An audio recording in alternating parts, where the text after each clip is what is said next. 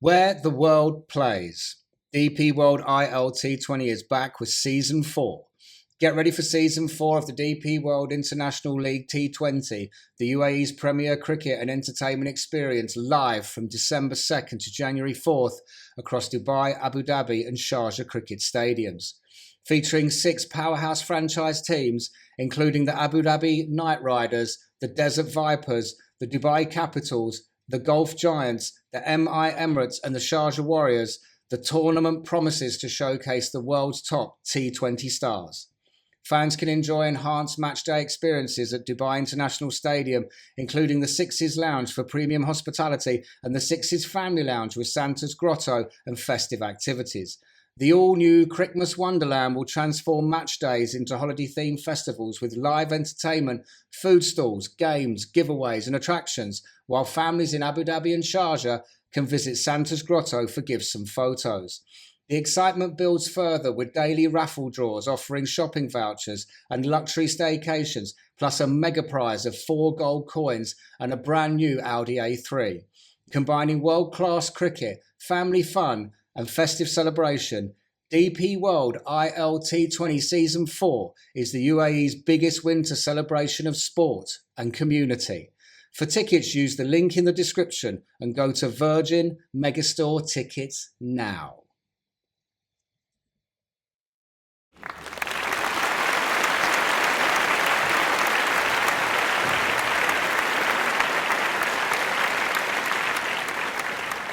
Nayef, Kevin, welcome to Tasty Humans. Thank you so much for doing this. I'm very excited about this conversation. For everyone watching, please introduce yourselves and what do you both do? Oh man, that's a loaded question already. There you go. Over to you. Well, my name is Nayef and Moosa. I started Bace Nutrition with Kevin. Mm-hmm. No, he started it. I debated it. I was like, what are you doing? Quite a bit, but yeah, we started here in Dubai 4 years ago, and today we're on an international level in the US, Spain, soon South Africa, and you know it's been just the two of us. A lot of traveling, a lot of people I met along the way, good people. It's been a good journey so far. Excellent. Yeah. Now, you're a professional bodybuilder. I've never competed, but Okay. I like it. I bodybuilder. enjoy it. I do it for myself. Yes. The actions, the way that he goes about life, the way that he's disciplined in his own nature of supplementation. So it's basically a professional within his own realms, right? And you're ex-professional or No. what was your No, body? just fascinated in the body, to be honest. So when did the journeys both start in wanting to bodybuild? Because it's a unique, I've been fascinated by bodybuilding my entire life. Not that I've ever attempted to do it, but I find it such a unique, I'd say, process that people put themselves through because of the commitment, the dieting, the training, the whole thing. So what was it, that got you obsessed with it? I've always liked it since I was a child. I always like back then it was the magazines. Yeah, there was no YouTube and Instagram and all of that Yeah. luxury we have today. So it was the magazines, it was the tapes. And, it was just fascinating to me. I always wanted, that big, bulky look. But also in the 80s and the 90s, if you remember the figures, the Cartoons, Yes. everything He-Man. was all He-Man, muscly, yeah. muscly, manly, so Yeah. Yeah, yes. He-Man, yeah, they were ripped, you know. So, that was It's a something. clear picture, right? Yeah, that was something That's that a very clear we had picture, back then. And so how did it start for you? For me, it was in 97. Actually, yeah, 97 when I went to the US. When I went to study, went to university, that's where I started over there. I signed up into World's Gym. And I've been doing it ever since. And was that LA? No, Denver. Oh, okay. Yeah, Colorado. Yeah. Up in the mountains. Yeah. Nice. And so, like I say, and yourself, Kevin? Yeah, so from my side of things, the journey started with I was an avid cyclist, endurance, fully committed to wanting to turn professional. So that was my game. I would say from 1995 till about 2002, going into 2003, I started noticing a little bit of a shift in the dynamic of what the cycling is. And into 2004, I started getting a little bit more infatuated in strength and the ability of the body in a very different realm. So from the endurance aspect, how much can I lift? How big can I get? So as a 6'2" cyclist weighing 68 kilos, I was like, okay, let's change this up and completely go to the other spectrum. And that's also where the obsession of weight and size came from. It just became a thing. How much can I put on? How big can I get? So it becomes a little bit of this ego differences that start happening. And also it starts with the magazines. So you start paging through the magazines and you start seeing, whoa, is this possible? Is this achievable? So we're kind of going on dreams until you seriously get into it. And then you realize, damn, this is hard work. How long? Yeah. Now, speaking of that, how long was it before starting? Because you've gone full blown body transformation. Cyclist is, I mean, a cyclist is the polar opposite to a bodybuilder. Literally that. You know? Yeah. But how long is it when you begin? Do you start to go, you know, oh, nothing, you know, because this is one thing I myself have been super guilty of when it comes to training. My entire life is patience. I was a classic, do 10 push-ups, look in the mirror and go, Yeah, come on, nothing's gonna happen tomorrow. Yeah, yeah, exactly. But so how long was it until you started to see those kind of, let's say, obsessive results? I mean, for me it was difficult. I won't lie. Like, you know, genetics is not luxury I have on my side of the family. So, and I acknowledge that firsthand. Like I completely acknowledge. I say to him, man, you've worked hard to get to this point. even What did you look like then when you started? well, to begin with, I was a skinny kid. Yeah, I was pretty skinny, and then I became fluffy. You became I became a bit fluffy. It's a term in the industry called fluffy. So basically soft and flabby. Yeah. okay. So the eating part was going well. Oh, yeah. Eating was great. Amazing. Yeah. So then, you know, I decided to get into it, and I did, but I was doing everything wrong. Okay. And so the same thing with not seeing results. You know, if I see results, it's like 10%, 1%, it's like nothing's happening. And the guys I'm with change. Yeah. I'm like, you know, what am I doing? That I'm doing the same thing. Why am I not, you know, changing like these guys do? Then I met these guys from the army. Okay. And they were bigger boys and they were pushing. So I started training with them. And that's when I started seeing some results. So whatever the guys before were doing wasn't working for me. I had to put in double the effort to start seeing results on myself. And it just took off from there. What defines double the effort? So training harder, heavier, for a longer amount of time, you know, that's what it took from me. I won't say now that's what everyone has to do, because everyone's different. Not everyone's the same. You know, same thing when it comes to, I guess, any sport, but basically this sport in general, because everyone's genetically different. So I won't say the same thing that works with me might work with Kevin. Kevin is probably like the guys who are in the beginning I trained with. He trains for a bit, everything changes. Yeah, one of my friends can do that. I used to share an apartment with him. Goes to the gym, trains, natural, you know. But he also had a habit of going the other way. So when he fell out of the gym, when you know work, you know, and you drop off of the train, suddenly he'd shrink very, very quickly. You know. Do you think that one of the the problems that the industry has or we have is that comparison where you want to start to be a bodybuilder. So you're looking at everyone else and training and thinking, why am I not like them? Because you're not understanding genetics. In the beginning, probably, you know, but like, see, some people get obsessed with it. That's when it starts becoming a problem. I don't want to say the name of the person, but he knows exactly who I'm talking about. And that guy is an older gent. And till today, he still talks about when he's in the gym and seeing the guys and, you know, it makes him, you know, oh, I'm going to look like this. And he asked me, when you go to the gym, you feel that, don't you? I'm like, no.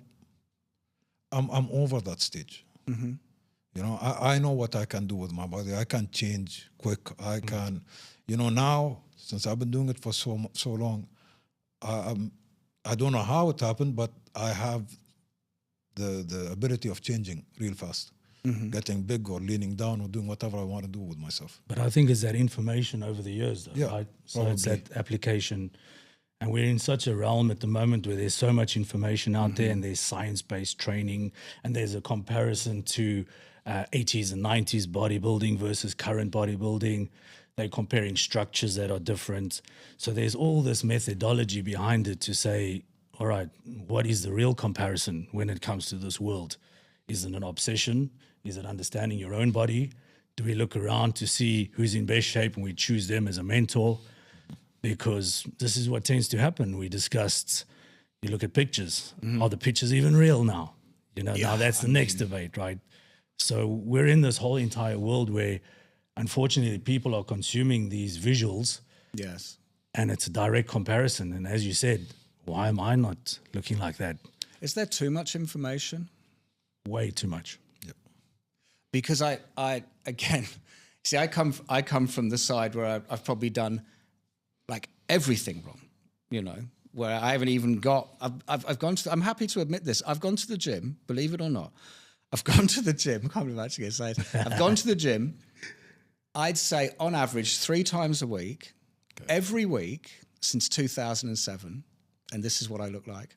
And it's because I can't stick to a plan. Once I want to get bigger, I think I'll eat a lot of protein and everything like that, and I'll train weights really hard, and then I don't see great results, but all of a sudden I think I want to look like Brad Pitt in Fight Club. So now I'm taking all the carbs out and I'm doing loads of cardio now going the other way. And then suddenly I sort of lose a bit of weight, and then I'm like, no, I'll lift weights again. And it's like...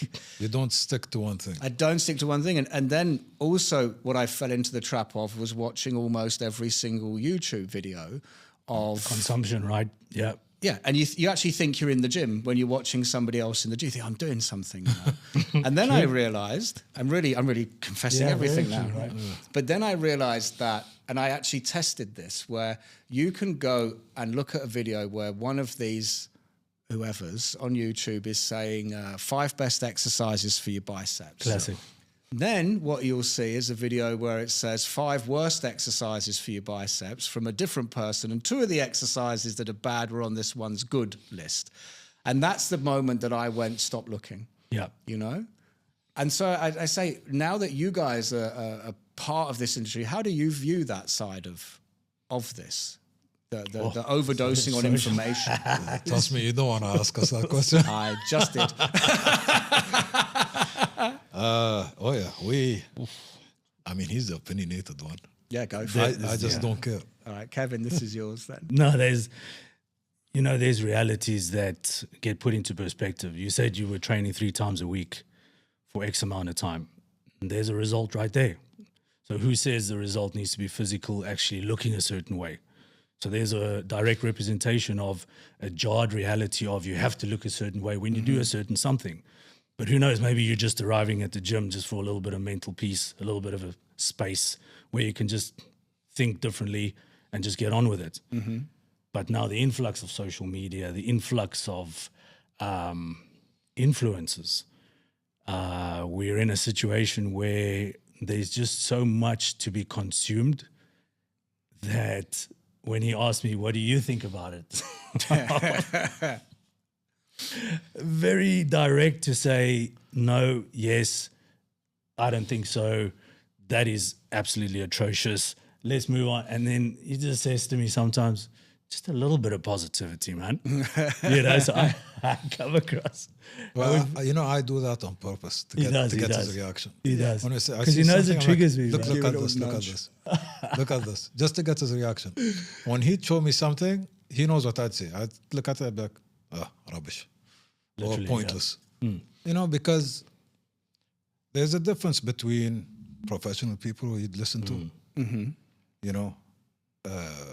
So, for example, I'm very close friends with George Farah. George Farah is one of the top coaches of the Olympia. So he's put quite a few people on the Olympia stage. So the man knows what he's doing. And he's a doctor, and he worries about people's health. He doesn't just, get into it. He first needs blood tests. He needs to make sure you're good. Then, he'd help you out. Or tries to fix first what you have wrong, what's going on, whether it's kidney levels, whether it's liver, whatever it was. And then he would get into the process of, helping you change. Where not everyone does this. No. So, I've been blessed to be friends with these people, and they actually keep an eye on me. They monitor me. But thank God, I've been good. I've never had any issues with anything. Now, listening to someone like this, you know that you're going to get the results that you want. Listening to people who just, sit there and put their phone on a tripod and, just start talking rubbish. First of all, who are you? Likes and followers and whatever, content creator, whatever. Influencers. I have X amount of followers. I can change your business. Who cares? Work with me. I think what you say about content is is an important word, because content continually needs to be created. So if you are a fitness influencer, my humble opinion with my decades-long knowledge of the gym, which, like I said, I train. The thing is that there's only so many times you can talk about someone's triceps. It's like there are 5 or 6 exercises to do for a tricep that if you did them consistently and you ate well, you'd get really big triceps. But as a fitness content creator, if you make that video, well, you've done the triceps. Then you go around the body, and it's like a year later, if you're releasing one video a week, what is there to talk about? And I think this is where the problem starts, is they then have to invent. Exactly. And through that, there'll be different techniques. Now I'm going to lay on my back. Now I'm laying on my front. Now I'm hanging upside down. Man. Do you know what I mean? And I think that they fall into a trap of the content cycle. I have to keep creating. Otherwise, I'm out of a job. I'm no longer a... See, I'll tell you something, what's the new hack. So now they have these apps and programs. So each person gets almost the same program. How does that work? Just because I put the app gives me the whatever and I give it to you and I charge you for that. Why? This has become a big factor, man. Yeah, well, is it a business now? Huge factor. And you know what? Everyone needs to make a success somehow. But till that day comes where a client that you've referred or a client that you've assisted has a friend and they look at their programs together that have been issued from you, then all of a sudden, where's the content now? You're going to have to start creating something different. And this is how a lot of people get exposed, unfortunately, because the reinventing of the wheel doesn't necessarily need to happen. Stick to the basics. Ensure you're doing the time. Ensure you're doing the hard work. But, as you said, patience and time continuum. Not everyone wants that because we're in a society that says... Oh, I need it now. Come on. I need it. Like 10 push-ups, look in the mirror. Yeah, Do you know what I I'm mean? done. I'm not saying everyone does it. No. But quite a few do. So, No, it's understandable. you're like, basically you're robbing the people, these clients that you have. You're not being truthful with them. It's either you're too lazy to do what you actually need to do. Yeah. Or you just want to make a quick, buck and move on.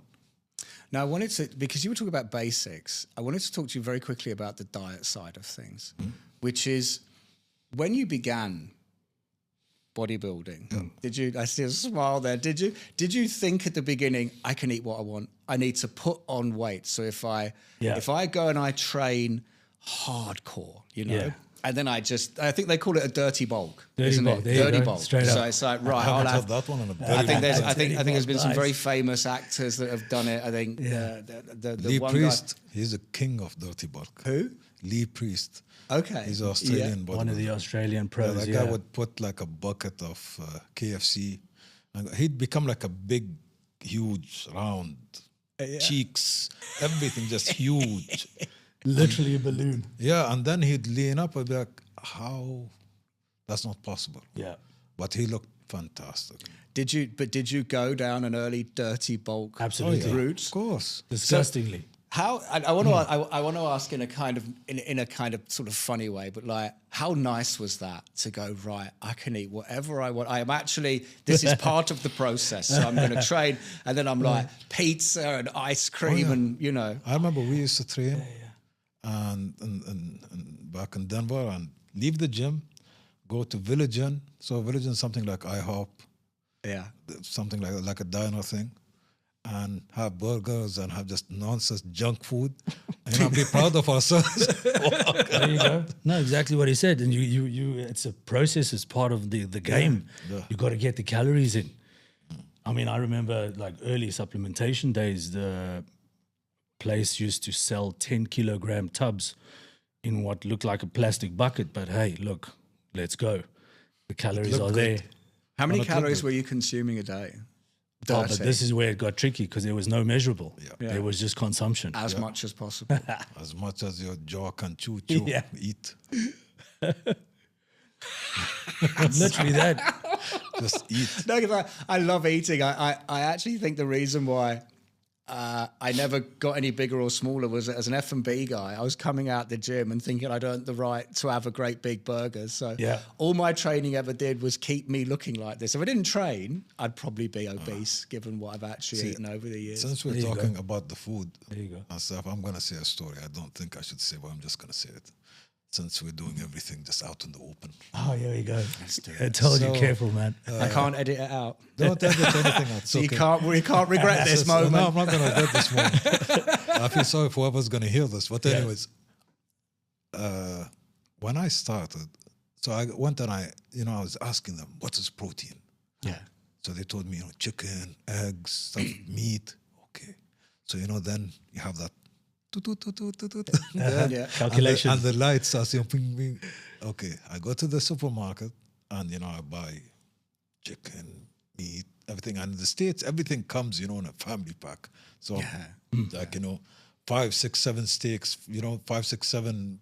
Anyways, I buy everything and I keep it. Now, the thing is, when I asked that, I didn't ask them, what's the quantities? All I heard was just eat.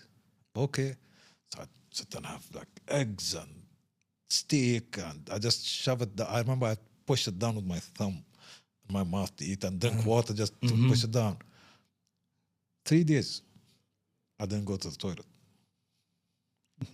Digestion has left the chat. Wow. So till today, when I hear women say, "Oh, you guys don't understand giving birth, how bad it is," I kind of have an idea. The accuracy of the Kind of protein have intake. idea. Yeah, it was not good. It was. How difficult? So when you switch to eating clean, see, this is another thing I think a lot of people don't understand. Yeah. 2,500 calories of pizza is like, is this 2,500 calories of steamed chicken is a lot of food. Quantity, yes. A lot of quantity. Yeah. How difficult is it to maintain the eating cycle? I think it was Ronnie Coleman that would set his alarm 2 o'clock in the morning, wake up, eat, go back to bed. But Ronnie Coleman was different. I mean, there's nobody who's like Ronnie. I know Ronnie. Okay. But he's a monster. He's different. He's just genetically different. The way he trained was different. The way he ate was different. Yeah. But and that's what made him, 8-time Mr. Olympia. But if you want to eat a lot of food, By the way, 2,000 calories is nothing. No. If you want to eat a bodybuilder's quantity of food, you're going to have to do it gradually. You're not going to wake up and say, I'm going to have 7 meals today. That's impossible. You can't do it. You know, I myself, I have 5 meals a day, and they're all clean meals. And it's very high carb, very low protein. People think I'm going to have, protein is going to make the muscles. No, you need to have carbs. 150 grams, 200 grams. Carbs is key in that process of bulking and leaning also at the same time. It's not I'm going to cut it out completely. It means I'm going to, just get big and lean out and you're going to be tired. Because carbohydrates like, gas, petroleum for a car. That's what keeps you moving, not the protein. So people don't understand that, and some people are like, oh, I'm not going to eat to lose weight, which is nonsense. You're not going to eat. I'm going to eat once or twice a day. Your body holds the food. Survival mode, as fat. Body goes into survival mode. And it starts burning and eating from that, whatever it's holding. So cut the carbs, add the cardio. Okay. And then what? That's that information out there, right? It's so dated, but yet so you complain about being so tired and fatigued all the time because of what you're doing. Yeah. Everything's a balance. Everything's a balance. And this is the thing with this entire business that has gone to that people don't understand the balance and the time. Yes. So, for instance, sort of bring the section on bodybuilding to a close, because I definitely want to move into supplements, which is, so if I right now, my size, my build, right, forget my age, say I'm 25 years old and I want to compete in Mr. Olympia, how long is it going to take me to get from this to that? Not going to happen. Yeah. Oh, realistically, you've ruined my life goal. No, but but this is what I think people don't. Forget the age. Forget the age. I know the age. I don't know the age. But I'm saying take my frame, my height, my size. It's more about people think that if they get a gym membership and start eating lots of calories a day and taking protein shakes and eating tons of chicken, and then I go down the gym and I train, they think they're at Mr. Olympia in 2 years. Yeah. Which category? The big boys? Massive. Yeah, the biggest. Ronnie Coleman. 5 to 7 years. Yeah. 5 to 7 years of hard work. And this is what I think people don't realize, the commitment level. And then genetics. Yeah. The genetics, so now to eat and train and eat and train and eat and train. See, being that big, you're not going to be in the gym for an hour. Let's be realistic. You're too heavy. The weight you carry is too heavy. You get tired between each set. You need at least a minute to a minute and a half between each set. So you're going to be a little longer than an hour. But that hour to an hour and a half is enough. People, we're in the gym. Arnold used to stay at 3-4 hours in the gym back then. Okay, that was their time. Yeah. They don't have the equipment that you guys have today. They don't have the supplementation that you guys had today. They don't have the knowledge and the, everything the science that we have today. Things are much different from back then to now. But I think this also brings the element of realistic goals, realistic achievements. Yeah. Because this is unfortunately a space that we're sitting in where somebody needs to understand that they can't make it to that level, but they will continue doing what they can to train, live, eat, rest in their own capacity. Because this is a big thing that's lacking in the community, is the real talk of you're not that kind of athlete. Which means people are constantly chasing to get to this point. And it's not comfortable either. No. It's not a comfortable. I read something recently that if you have, ripped six-pack, you struggle to sleep because of how uncomfortable it can actually be. It's not because of the six-pack. You're uncomfortable because you're not having your carb intake. Body is fat, too low. it's hydration. You're it's too all these factors. dehydrated, you're tired, you don't sleep good. I've done that a couple of times before. It is not comfortable, no. And when you're too big, even that's not comfortable. My blood pressure was too high, sweating all the time, headaches all the time. This is not healthy and good, and this is not healthy and good. You need to look that way for the stage, but when you're off, you need to start eating. What is comfortable? How would you define a comfortable physique for the average person? What's a good way to train? It's very loaded, Sam. You know what? And Super eventually loaded. you get to a point where you put on the muscle and you need to be able to hold the muscle for X amount of time. Your body stabilizes to that point, and then you can basically upscale or downscale the size, the quantity of muscle, the body fat. But the main thing is you need to be able to stay at a certain level for 2 weeks at least. a good amount of time, and then your body stabilizes at that, and then it'll obviously reach its comforts within that space. So some people can be walking around super lean and super big comfortably, others just cannot. I know, for instance, when he gets really big, I start hearing him breathing and so on. I'm like, come, let's go walk in the mall a bit. Listen to this. Torture. Yeah. Because I know he's under the pump. At the heaviest, let's go walk in the mall a bit, you know. So I torture him in that way because I know he's struggling. Yeah. But that's friendship, right? No, tell him what I do. Tell him when do you know I'm starting to give up. Then all of a sudden he jumps on a phone call. No, just take this phone call quick. I'll just sit down, leaning over the bar and so on. Because now I know the body is Yeah, my lower back is killing me. So you're struggling to stand up and walk. Yeah, Literally no, that. my lower back is killing me. literally too that, heavy. man. Once you pass 105, that's when everything starts, you know. Start feeling the lower back. It's always the lower back. Leave the breathing, they hear it, I don't. But I feel it in my back. Oh, that's crazy. Yeah. It's only because visually it looks like it's like the ultimate male physique. Like you said, youngsters reading magazines and Yeah. everything. But when you actually get there, it's a very, very different place. Yeah. Significantly different maintenance phase. And also it is a costly situation. You know, it's not necessarily the cheapest to be ongoing. This is, I think, where the supplementation comes in. Yeah, 'Cause definitely. Some people can eat 5 meals a day. I know for him, for once, he can smash 5 meals a day. For me, I'll need to have, for instance, a meal, something liquid, for instance, a shake or something of that nature, because I can't consume that amount of food purely because I think I've put that chapter to a close and said I'm no longer force feeding. So, for instance, now for me to smash 5 meals a day is hard work. It's really hard work. And so coming into supplementation, what drove you to go into it as a business? What was the driving force behind creating Bace then? Oh, it's purely this man's passion to open something. I've been Seriously. wanting to do it for a very long time, Yeah. for years. It's not, I just woke up overnight and be like, okay, I'm going to create a supplement brand. It's been something that I've been wanting to do for a couple of years. And, doing it since 97. Over the years, tried a lot of stuff, used a lot of stuff. Some stuff was okay, some stuff didn't work at all, some stuff even made me sick. Like I'd have a sip of it, I'd start gagging. So, it was always that struggle. And over here back then, early 2000s, when I came back from the States, I couldn't find what I wanted in one place.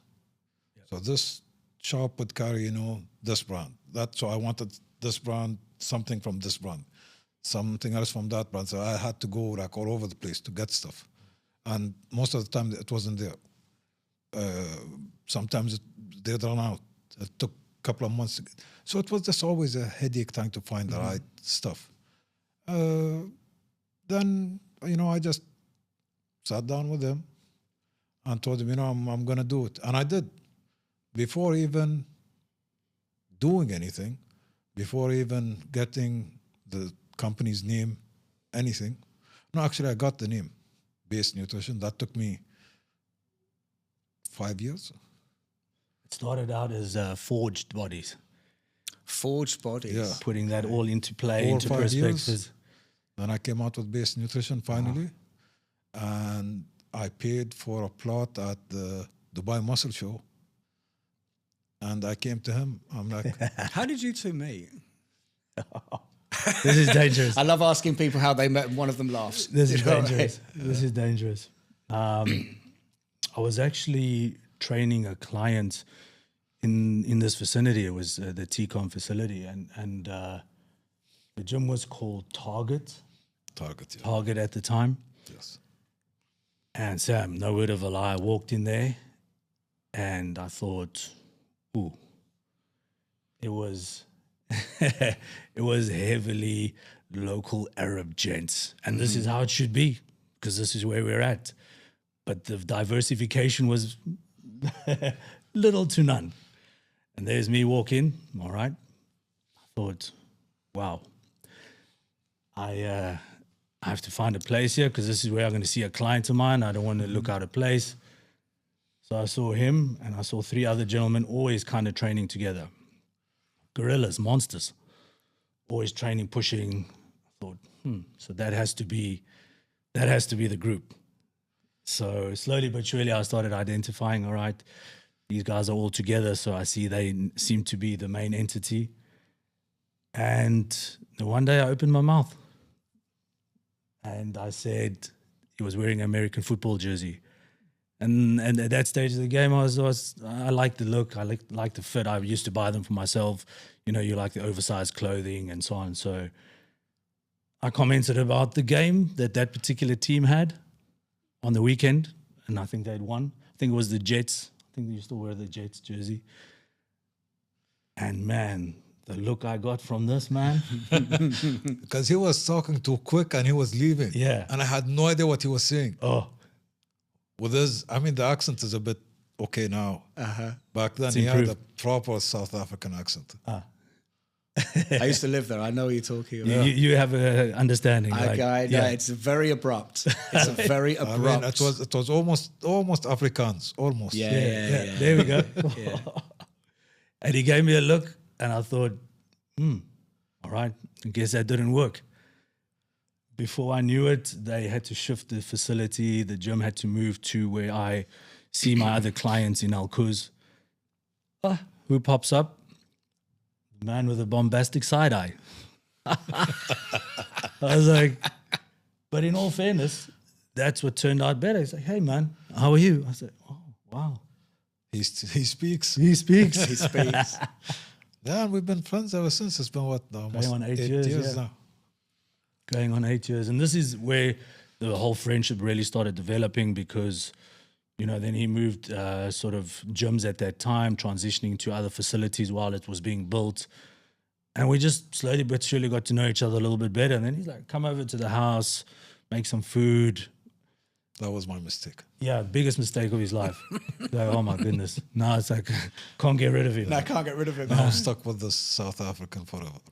So we get to a point where he came back from Australia the one day, and that's when I realized the supplement addiction, obsession, need for the best possible scenario in anything came to life for me visually. Because this man proceeds to open a suitcase. That sounds really dodgy, by the way. It's 100%, all of the above. And no word of a lie, Sam, I've not seen that amount of supplementation in one small space. $3,000 worth of supplements. Wow. And this is his thing. He wants the best. He wants to make it feel a certain way. He wants to enjoy. Well, this is what I wanted to ask, which is so Bace Nutrition is, I want to get the terminology right, correct me if I'm wrong, 100% clean. Is that right? Or In terms of the ingredient status, yes. we really do pay careful attention into the ingredient integrity, the percentage of whey protein, isoprotein, the cleanliness of ingredients, and the fact that the fillers are so limited makes the biggest difference for us. We're getting such solid reviews what about... is a filler? So I saw on your advertising, it says no fillers and no, there's another term. No filler, no GMO. Yeah. So what is GMO and what are the fillers? So this is how to make up a quantity to advertise on a label. Okay. So for instance, X amount of protein can be made up of different variants. So as we discussed before, it could be purely protein at a certain percentage, or you can add fillers with less protein, more fillers to quantify the same grammage of protein. Soya and Yeah. so to make it look more. So we don't do that. Volume. In the past, we have had people who, I don't want to say something, anyways, who are like, True. the tub is this big and, this much space is empty, the plastic. Yeah. Listen, person, I have more important stuff to worry about. Okay? If you want me to fill this up with junk for you, I'm not going to do it. This is how it comes. This is how the stub comes. I can't make it smaller than this. It is this way because it doesn't have, junk in it just to fill up that gap. So this is the main thing with the industry at the moment, to be dead honest. Sometimes people have nothing better to do than sit and, come to you with stuff like that. But like I said, I don't sit and cater to it, It is what it is. You like it. You actually taught me that. Up to you. The art of not giving a damn. All of the above. Because we Classic. know what we do. Yeah. Take it or leave it. You're not forced to use it. The market is full of so many other supplements. Choose what you like. Yeah. And so when it comes to the dirtier side of it, or the non-clean, so what are some of the things that are found in some of these supplements, these proteins, these powders, that people will probably be quite shocked are there? What is not found? This is the exact answer, to be honest. You'll be surprised. What is not found? Because I remember a few years ago, it's probably a lot more years than I'm recalling, that it was unregulated, where I'm sure I saw a video of someone, they wanted to make their own protein powder, and then they were doing it. They were doing it on purpose to highlight the fact that they could just dump any old nonsense into it, slap a label on it, and suddenly, it's on the shelves. Yeah. And so back then, it wasn't regulated, and you didn't have to have it medically approved by the FDA in the States or something like that. You could just put blue pills in a jar and then say, these will make you better. Okay, let me... break all that down. Let me explain to you about FDA. Before starting this business and getting into it, we all thought FDA approval when we saw it on the tubs that, this was the best we could buy. Then came to find out FDA approval doesn't mean this tub or what's in the tub. FDA approval is for the facility and the machinery where this is made. It's approved by the Food and Drug Administration. So we're not talking about ingredients, we're talking about facility manufacturing. So just the way it's made, not so, what's in it. The machinery, the facility. So it's their right to put that on there. FDA approved, yes. But what is FDA approved? I did not know that. It's an impressive little I didn't know thing. that either. That is I can't swear, but that is that's a liberty. That is a reach. Do you know what I mean? Yeah. It's out there. It's very controversial, but it's a matter of fact. Now, we work with the FDA approval facility in the US, also an NSF certified facility. So basically, they can't have anything on their premises that's bad for human consumption. They do get surprise visits, and they come and check. And if they find anything on their premises that shouldn't be there, all their certification gets taken away. Oh, that's awesome. Yeah. That's so we make sure where we produce and our products are 110% clean and also done in a proper facility using proper raw material and ingredients and approved stuff, not just anything. No white labeling. From day one, we've never white labeled anything. So what are some of the things that people might find in these things that would be shocking? Just a some couple. of the stuff, because I think people need to understand, basically that what's on the label they wouldn't find half the quantities inside. That's the main thing. So much fillers are in it that if you have, like it says, 25% or 25% scoop by grams of protein, no, not even 4. Wow. Or 5. This is where it starts getting tricky, because the thing is, there's not many people that are independently testing this. No. Yes, exactly. Because it's too expensive. It's pricey. Yeah, it's pricey. They charge you on each ingredient. That is bizarre. Yeah. So this is why our startup was so significant Yeah. in terms of the intensity of the market, the volume that's out there. And, you know, if it wasn't for the absolute drive and passion that he wanted to create this, I said to him a few times, I said, this is a crazy place, man. It's a crazy market out there, you know? And then slowly but surely things just started developing, and we started seeing the ingredient integrity, started getting feedback from clients, started getting feedback from consumers. One of our main feedback points is it's not sweet enough or it doesn't taste. And I'm thinking, people, So please. I laugh because good friend of ours has been on this podcast twice, Nicholas Brooks. Understood, We yes. have a great conversation with him about dieting. Yeah. It's a brilliant episode.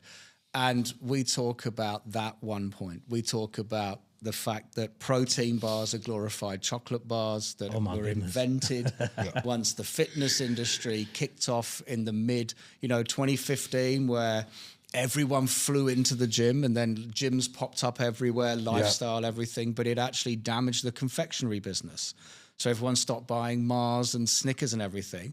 So confectionery companies were like, Okay. well, hang on, we need to get the chocolate bar in the hand back again. So let's do 20 grams of protein. I've eaten tons of these things, and what I've realized is they're all bad.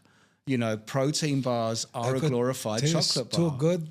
But they taste not great. good for you. But it's not good for If you. it tastes too good, it's bad. And then we spoke about creatine and the fact that if you have a scoop of creatine in water, it tastes terrible. Yeah. But that's the point. So it was interesting to hear that some of the feedback you get is that people are saying it's not sweet enough, which is the point. It's not supposed to be. No.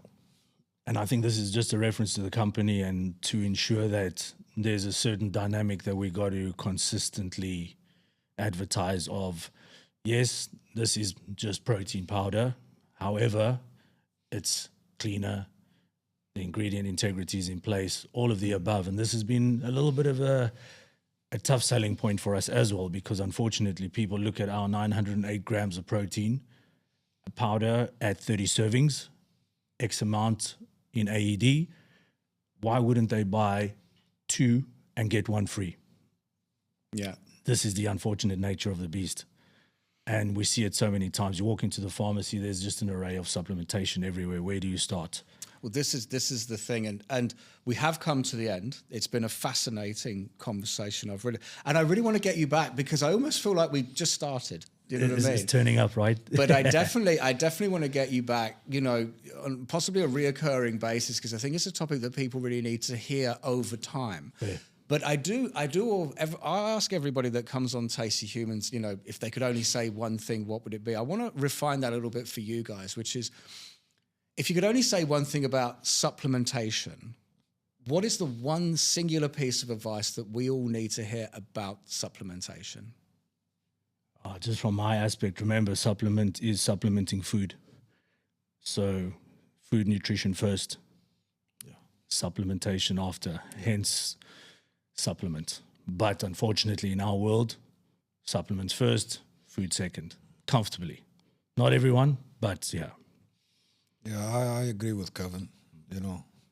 People should be more aware of what they're doing. Yeah. Supplements is supplements, but actual food is 10 times better than supplements.